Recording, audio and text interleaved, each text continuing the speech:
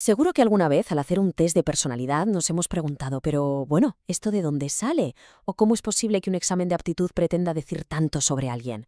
Pues bien, hoy vamos a meternos de lleno en la ciencia que hay detrás de todo eso, en el fascinante y a veces polémico campo de la medición de la mente. Y claro, aquí llega la pregunta del millón. ¿Todo esto es ciencia de verdad? ¿O es, no sé, como una especie de astrología moderna? Es que es normal ser escéptico, ¿verdad? Porque al final parece que están intentando ponerle un número a algo tan increíblemente complejo, como el carácter o la inteligencia de una persona. Pues para poder responder a esa pregunta hay que ir un poco más allá de la superficie. Resulta que la clave está en una disciplina científica muy seria con más de 100 años de historia que se dedica justo a eso, a ese enorme reto. Muy bien, pues vamos al lío. ¿Cómo se empieza a medir algo que, por definición, no podemos ver ni tocar? O sea, ¿cómo mides la mente? Pues este es, ni más ni menos, el problema central que la psicometría se propuso resolver desde el principio. Y aquí tenemos su nombre oficial, psicometría. El nombre lo dice todo, ¿eh? Literalmente, medida de la psique. En el fondo, es como la caja de herramientas de la psicología, la que usa para coger conceptos abstractos como la ansiedad o la creatividad y convertirlos en datos, en números que se puedan analizar. De hecho, sin ella, gran parte de la psicología moderna pues simplemente no podría ser una ciencia cuantitativa. El reto es tremendo porque, a ver, el peso o la altura son fáciles, se miden directamente con una báscula o una cinta métrica, pero los rasgos psicológicos, eso es otra historia. Los científicos los llaman constructos, y es una buena palabra porque son eso, construcciones teóricas, conceptos abstractos que no se pueden ver. Solo podemos, digamos, intuirlos o inferirlos a través de lo que la gente hace, de su comportamiento. Entonces, ¿cómo lo hacemos para medir lo invisible? Pues a través de un proceso que se llama medición por indicadores. La idea es muy intuitiva, la verdad. Pensemos en el viento. No lo vemos, ¿a que no? Pero sí vemos sus efectos, cómo se mueven las hojas de un árbol, por ejemplo.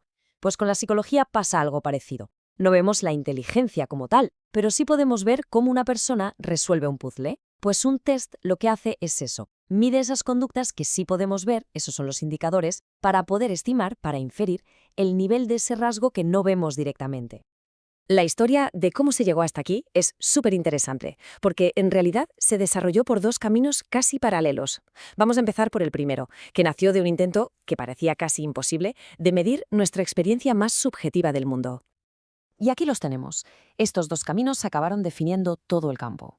Por un lado, la psicofísica. Su obsesión era encontrar una relación matemática entre el mundo físico, un peso, una luz, y cómo lo percibimos. Y por otro lado, el estudio de las diferencias individuales, que iba a otra cosa totalmente distinta, a medir y a comparar a las personas entre sí. Y ya podemos imaginar que es este segundo camino el que nos va a llevar directamente a los test de personalidad y de inteligencia que conocemos hoy en día. Nos vamos al siglo XIX. Aquí, pioneros como un tal Weber descubrieron algo que fue increíble, que nuestras sensaciones, lo que sentimos, sigue leyes matemáticas. Su famosa ley, por ejemplo, viene a decir que para que notemos un cambio, ese cambio no es absoluto, sino relativo a lo que había antes. El ejemplo clásico es el del azúcar. Claro que notamos si alguien echa un terrón de azúcar a una taza de café, pero es que no notaríamos nada si ese mismo terrón se echara a un saco de azúcar de 50 kilos. Fue una idea absolutamente revolucionaria. Y luego llegó Gustav Fechner, que es considerado el padre de la psicofísica, y lo llevó todo un paso más allá. Él fue quien demostró que la relación entre un estímulo físico y lo que sentimos no es lineal. O sea, que por poner el doble de velas en una habitación, no percibimos el doble de luz. Y esto fue un hito. Fue de alguna manera el primer paso para demostrar que nuestra experiencia interna, la psique, se podía medir de forma científica. Vale, dejamos la psicofísica y nos vamos al segundo camino. Este seguro que nos una mucho más, porque ya no se centra en los estímulos, sino en las personas, en nosotros. Este camino venía muy impulsado por las teorías de la evolución de Darwin y un interés creciente por las capacidades humanas. Y se obsesionó con una pregunta muy concreta: ¿en qué nos diferenciamos unos de otros y, sobre todo, cómo podemos medir esas diferencias?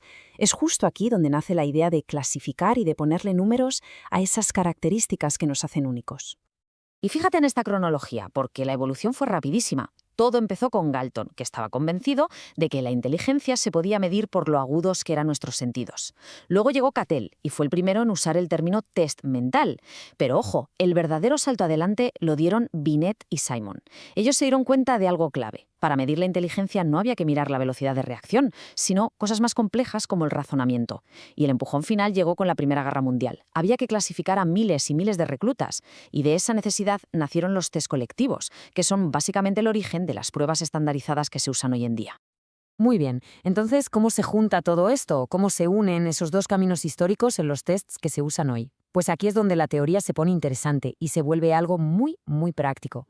El punto de partida de toda la psicometría moderna es asumir una idea que es fundamental, que cualquier medición que hagamos es imperfecta, siempre.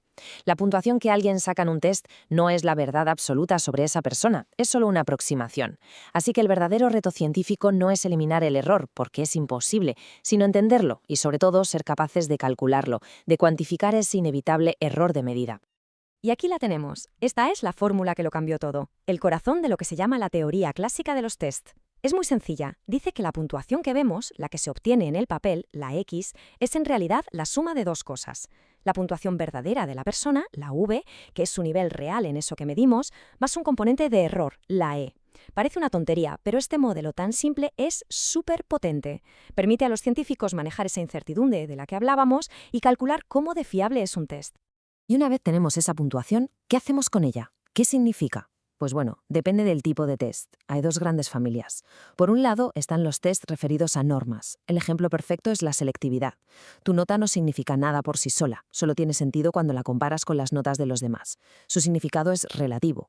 Y luego están los test referidos a criterio. Aquí el ejemplo es el examen de conducir. No te comparan con nadie, se te compara con un estándar absoluto. O sabes aparcar o no sabes. Apto o no apto. El objetivo no es ver si eres mejor o peor que otros, sino si dominas una habilidad concreta. Y con esto llegamos ya casi al final de nuestro recorrido.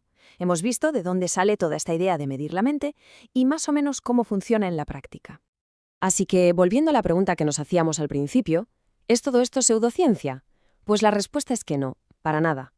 A ver, está claro que los tests son imperfectos y que se pueden usar fatal, por supuesto, pero la base, la disciplina que hay detrás, la psicometría, es súper rigurosa y su único objetivo es que la medición de lo psicológico sea lo más fiable y válida que se pueda. Es, por así decirlo, el andamio que permite a la psicología construir sus teorías y ponerlas a prueba de una manera científica. Y esto nos deja con una última reflexión, una idea para pensar. Toda esta ciencia nos ha dado herramientas potentísimas. Así que la gran pregunta, hoy en día, ya no es tanto si podemos medir la mente, sino más bien qué elegimos medir y, sobre todo, por qué. ¿Qué sería lo próximo, lo más importante que deberíamos intentar comprender usando estas herramientas? Bueno, esa pregunta la dejamos en el aire.